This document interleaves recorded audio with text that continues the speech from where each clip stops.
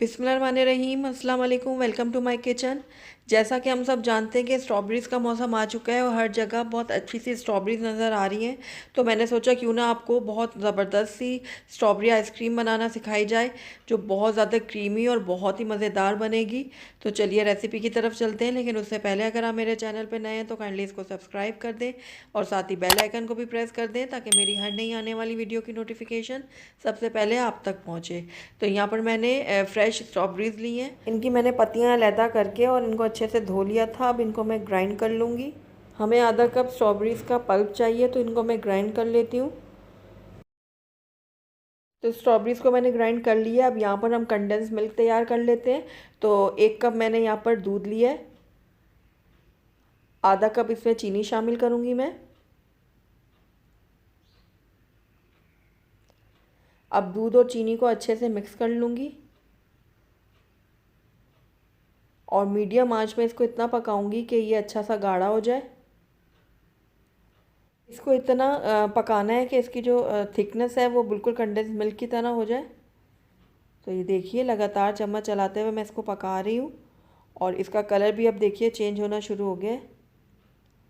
तो इसको मज़ीद पका लेंगे।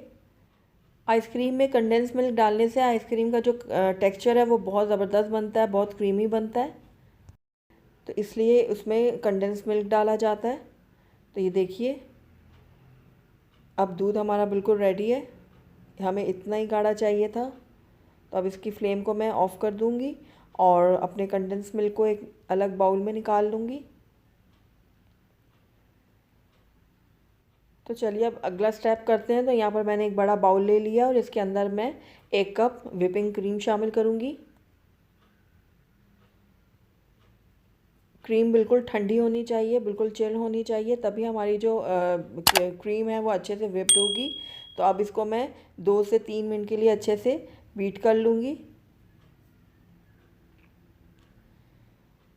तो लगातार इसको चलाते हुए मैं इसको बीट कर रही हूँ। तो ये देखिए, अभी भी ये पतला है। मज़ीद इसको बीट कर लेंगे।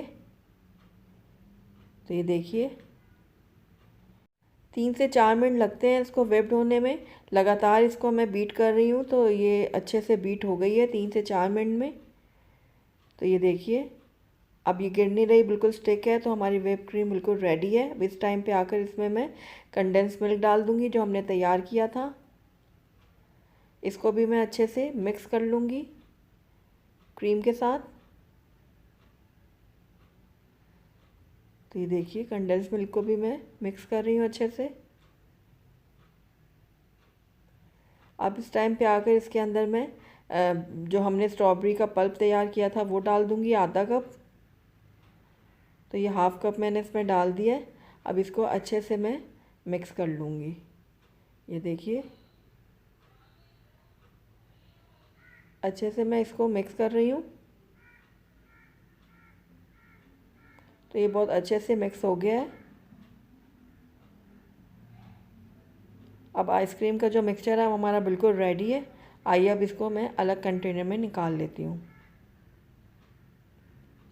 तो यहाँ पर मैंने एक एयर टाइट कंटेनर लिया है।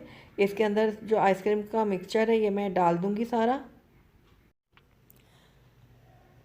उसके बाद इसको मैं अच्छा सा सेट कर लूँगी। देखिए, इस तरीके से अच्छे से सेट कर लूँगी सारा इसको।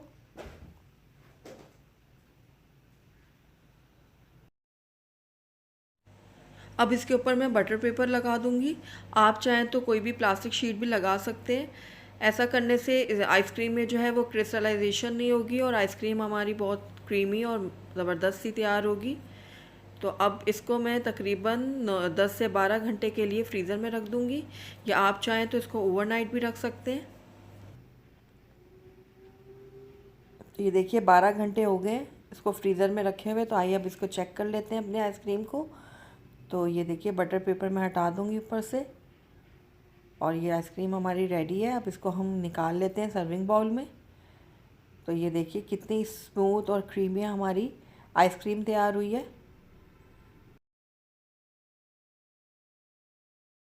बहुत ही ज़बरदस्त बनी है आइसक्रीम। ये देखिए, तो इसी तरीके से मैं बाकी के भी स्कूप निकाल लूँगी। ऊपर इसके मैं स्ट्रॉबेरी रख दूँगी इस तरीके से। और ये लीजिए, बहुत ही क्रीमी, बहुत ही ज़बरदस्त सी हमारी आइसक्रीम बन के तैयार है। बहुत ही मज़े की बनती है, बहुत टेस्टी बनती है। आप इसको ज़रूर ट्राई कीजिएगा। अगर आपको मेरी रेसिपी पसंद आई है तो इसको लाइक करें, अपने दोस्तों के साथ शेयर करें, और अगर पहली दफ़ा मेरे चैनल पे आएँ तो काइंडली इसको सब्सक्राइब भी कर दें और साथ ही बेल आइकन को भी प्रेस कर दें ताकि मेरी हर नई आने वाली वीडियो की नोटिफिकेशन सबसे पहले आप तक पहुँचे। Thank you for watching. अल्लाह हाफिज़।